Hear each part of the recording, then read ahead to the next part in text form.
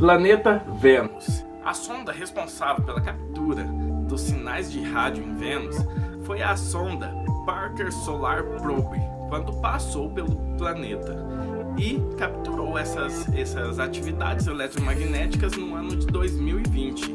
Sendo assim, a NASA pegou essas atividades eletromagnéticas do planeta e transformou em som.